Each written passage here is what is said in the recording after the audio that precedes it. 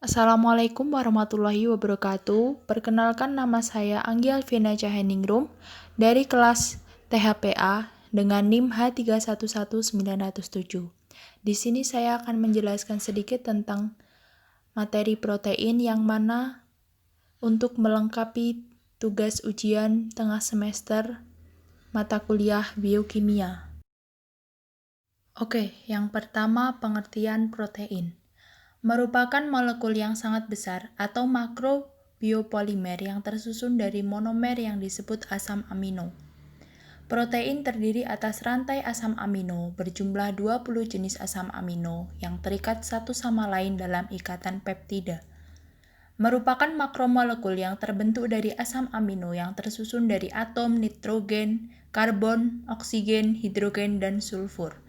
Ada pula komposisi rata-rata unsur kimia yang terdapat dalam protein adalah karbon 50% sampai 55%, hidrogen 6% sampai 7%, oksigen 20% sampai 23%, nitrogen 12% sampai 19%, dan sulfur 0,2% sampai 3%.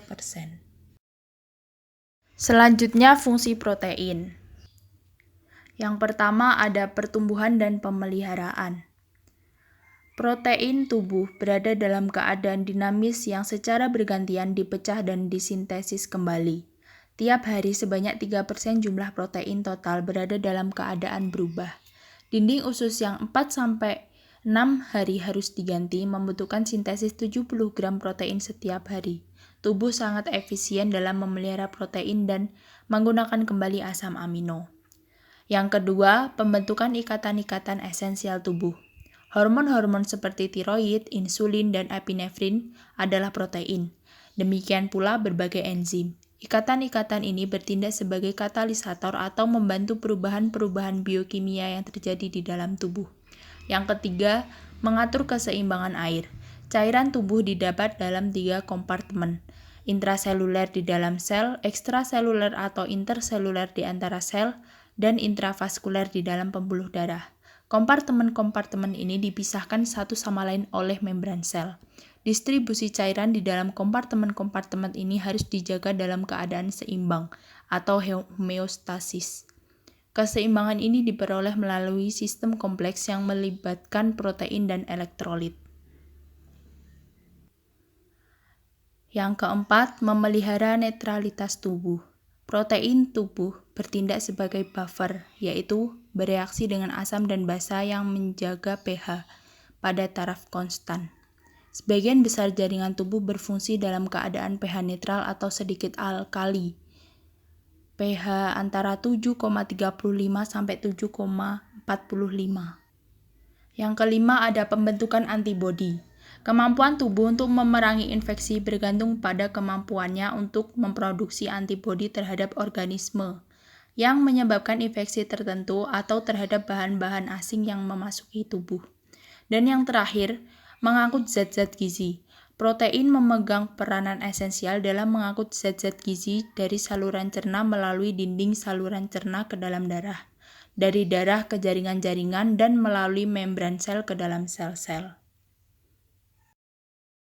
Selanjutnya, struktur protein. Struktur protein dibagi menjadi 4, yaitu yang pertama struktur primer, adalah urutan asam amino yang membentuk rantai polipeptida. Yang kedua struktur sekunder, yang bersifat reguler. Pola lipatan berulang dari rangka protein, 2 pola terbanyak adalah alpha helix dan beta sheet.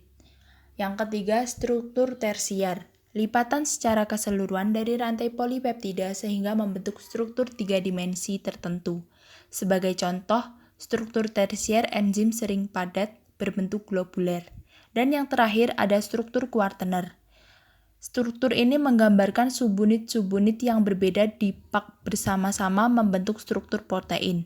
Sebagai contoh adalah molekul hemoglobin manusia yang terdiri atas 4 subunit. Berikut ini adalah gambar dari struktur protein. Yang pertama ada struktur primer, dan yang kedua ada struktur sekunder. Berbagai bentuk struktur sekunder misalnya ada alpha helix atau puntiran alfa berupa pilihan rantai asam-asam amino berbentuk seperti spiral. Yang kedua, beta sheet atau lempeng beta berupa lembaran-lembaran lembar yang tersusun dari sejumlah rantai asam amino yang saling terikat melalui ikatan hidrogen atau ikatan tiol. Yang ketiga ada beta turn atau lekukan beta dan gamma turn atau lekukan gamma. Selanjutnya ada struktur tersier dan ada struktur kuartener. Klasifikasi protein dibagi menjadi 3. Yang pertama ada serabut dengan ciri kaku, sukar larut air, dan tahan enzim pencernaan.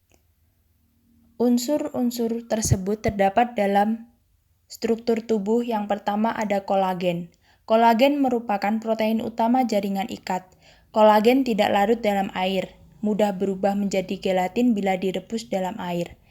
Asam encer atau alkali. Kolagen tidak mengandung triptofan tapi banyak mengandung hidroksiprolin dan hidroksilisin. Sebanyak 30% protein total manusia adalah kolagen. Selanjutnya ada elastin. Elastin terdapat dalam urat, otot, arteri atau pembuluh darah, dan jaringan elastis lainnya.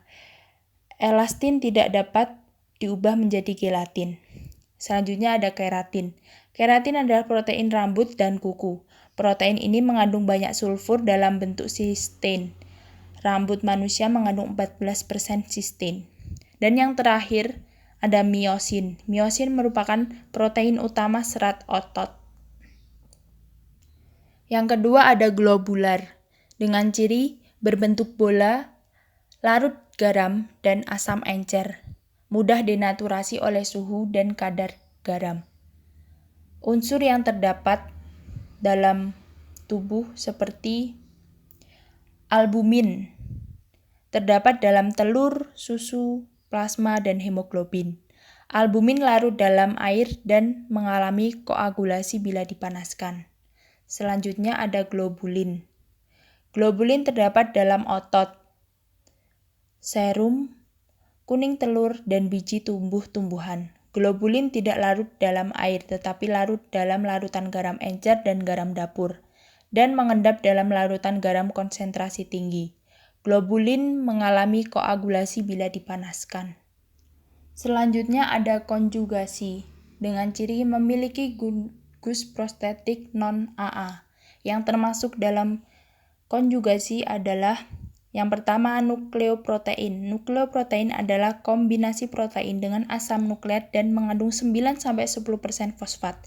Nukleoprotein terdapat dalam inti sel dan merupakan bagian penting DNA dan RNA, pembawa gen. Selanjutnya ada fosfoprotein, adalah protein yang terikat melalui ikatan ester dengan asam fosfat seperti pada kasein dalam susu. Dan yang terakhir metaloprotein adalah protein yang terikat dengan mineral seperti ferritin dan hemosidenin, di mana mineralnya adalah zat besi, tembaga, dan seng. Asam amino merupakan unit penyusun protein. Struktur asam amino, satu atom C sentral yang mengikat secara kovalen gugus amino, gugus karboksil, satu atom H, dan rantai samping atau gugus R. Asam amino merupakan sumber utama untuk glukosa melalui jalur gluconeogenesis, tetapi gliserol dari trigliserida juga dapat digunakan. Struktur asam amino, rantai samping, terdiri dari hidrogen, alkil, rantai atau cincin. Gugus amino terikat pada atom C-alfa asam amino. Hasil hidrolisis berupa asam-asam alfa amino. Rantai samping yang bukan hidrogen atom C, yaitu asimetris dengan konfigurasi D atau L. Asam amino di alam dengan konfigurasi L. Asam amino esensial merupakan asam amino yang penting bagi tubuh, tetapi tidak bisa disintesis oleh tubuh. Terdiri dari 10 asam amino. Klasifikasi asam amino. Asam amino dibagi menjadi 2, asam amino esensial dan non-esensial.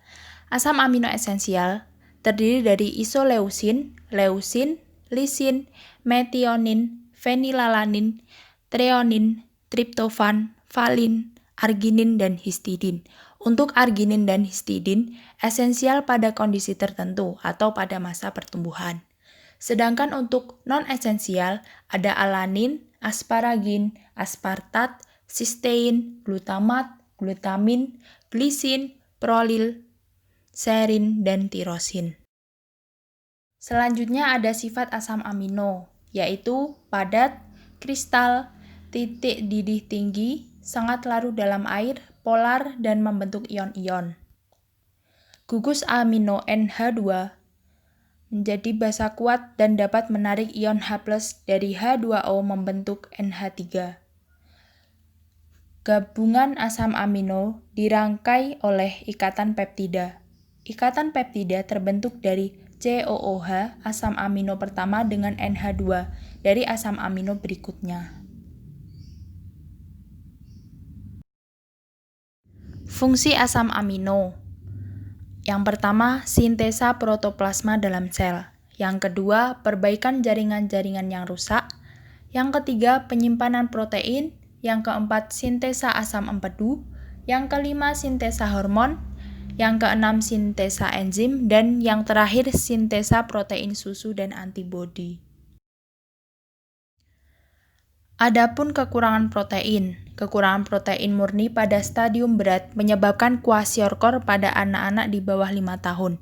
Kekurangan protein sering dijumpai bersamaan dengan kekurangan energi yang dikenal dengan penyakit marasmus.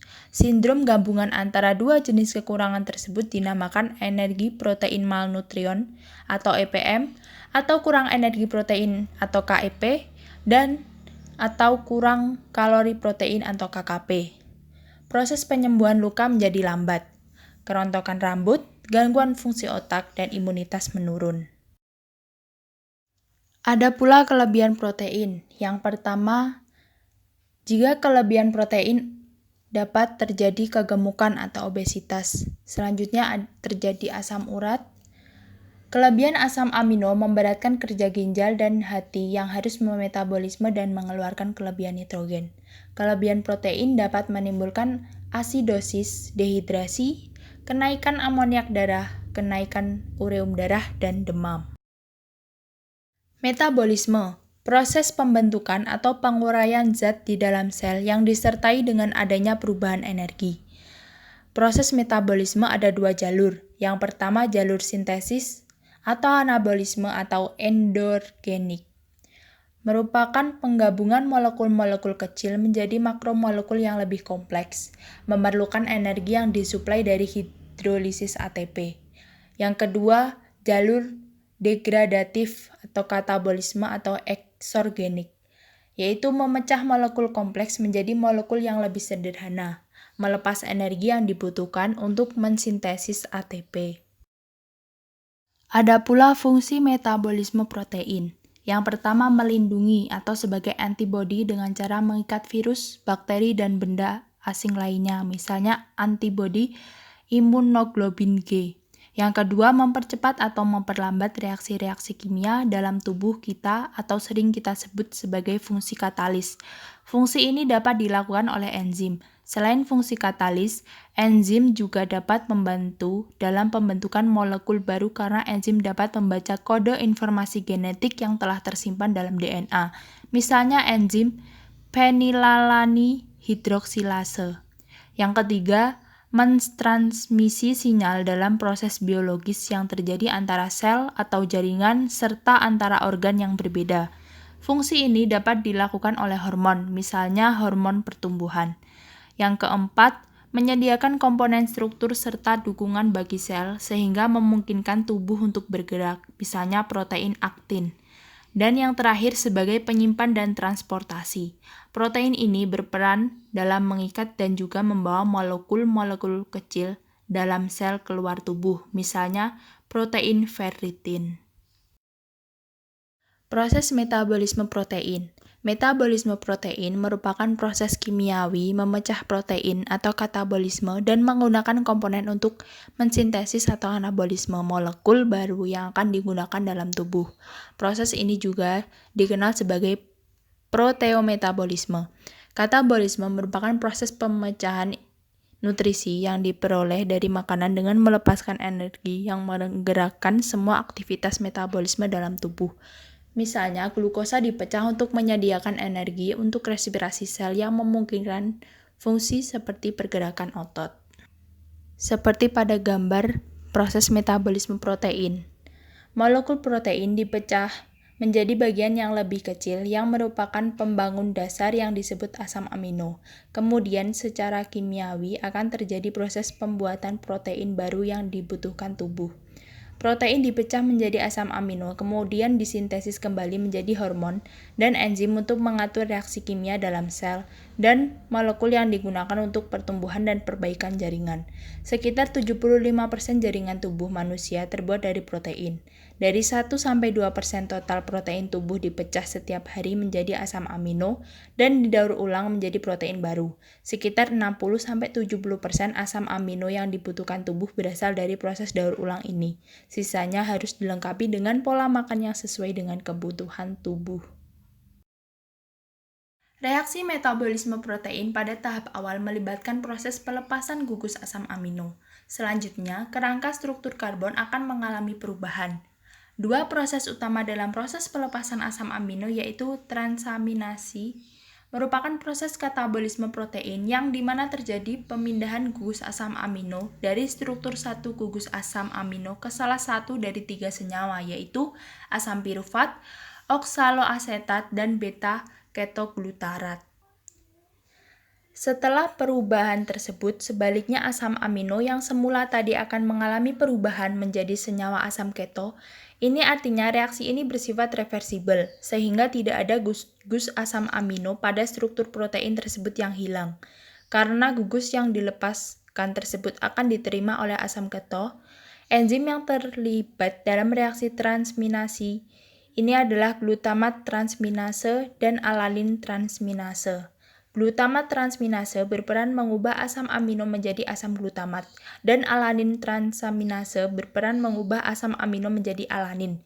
Jika alanin yang dihasilkan dari reaksi ini sudah melimpah, maka alanin akan diubah menjadi asam glutamat. Yang kedua, deaminasi oksidatif merupakan proses di mana asam glutamat melepaskan struktur gugus amino dengan menggunakan enzim katalis yaitu glutamat dehidrogenase. Gugus tersebut dilepaskan ke dalam bentuk NH4+. Glutamat dehidrogenase merupakan NADP+ atau NAD+ sebagai penerima elektron. Proses ini menghasilkan asam glutamat sebagai produk akhir hasil proses transaminasi. Enzim yang berperan dalam proses ini selain glutamat dehidrogenase terdapat juga D-asam amino oksidase dan L-asam amino oksidase. Asetil koenzim A merupakan senyawa penting dalam proses metabolisme dan reaksi-reaksi biokimia. Dalam proses metabolisme protein, asetil koenzim A berperan sebagai penghubung antara siklus Krebs dan metabolisme asam amino. Siklus Krebs merupakan respirasi aerob tingkat sel yang terjadi di mitokondria. Salah satu jalur pembentukan asetil koenzim A yaitu melalui jalur asam pirufat.